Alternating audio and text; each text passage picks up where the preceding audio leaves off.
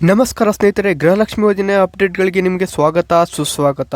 ಗೃಹಲಕ್ಷ್ಮಿ ಯೋಜನೆ 14ನೇ ಕಂತಿನ ಹಣ ಯಾವಾಗ ಬರುತ್ತೆ ಎಂದು ಸಾಕಷ್ಟು ಜನ ಕಮೆಂಟ್ ಮಾಡಿ ಕೇಳ್ತಾ ಇದ್ದಾರೆ ಸ್ನೇಹಿತರೆ.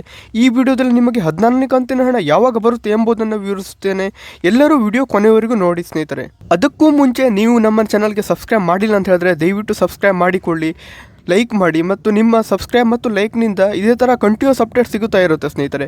ಈಗಾಗಲೇ ಯಾರು ಸಬ್ಸ್ಕ್ರೈಬ್ ಮತ್ತು ಲೈಕ್ ಮಾಡಿ ವಿಡಿಯೋ ನೋಡ್ತಿದ್ದಾರೋ ಎಲ್ಲರಿಗೂ ನನ್ನ ಹೃದಯಪೂರ್ವಕ ಧನ್ಯವಾದಗಳು. ಸ್ನೇಹಿತರೆ, ನೀವು ಸಾಕಷ್ಟು ದಿನಗಳಿಂದ 14ನೇ ಕಂತಿನ ಹಣ ಯಾವಾಗ ಬರುತ್ತೆ ಎಂದು ಕಾಯ್ತಿದ್ದೀರಾ. ಆದರೆ ಈಗ ಸರ್ಕಾರದಿಂದ ಒಂದು ಅಪ್ಡೇಟ್ ಬಂದಿದೆ.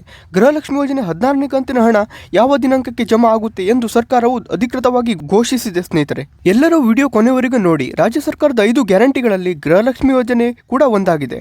ಈ ಯೋಜನೆಯಲ್ಲಿ ಪ್ರತಿ ತಿಂಗಳು ಮನೆ ಯಜಮಾನಿಗೆ 2,000 ನೀಡಲಾಗುತ್ತಿದೆ. ಈಗ 14ನೇ ಕಂತಿನ ಹಣ ಇನ್ನೂ ಜಮಾ ಆಗಿಲ್ಲ. ಆದರೆ ಇದೀಗ ಸರ್ಕಾರವು ಗುಡ್ ನ್ಯೂಸ್ ನೀಡಲಾಗಿದೆ ಸ್ನೇಹಿತರೆ. 14ನೇ ಕಂತಿನ ಹಣ ಜನವರಿ 14ರಿಂದ ನೇರವಾಗಿ ನಿಮ್ಮ ಖಾತೆಗೆ ಜಮಾ ಆಗಲಿದೆ.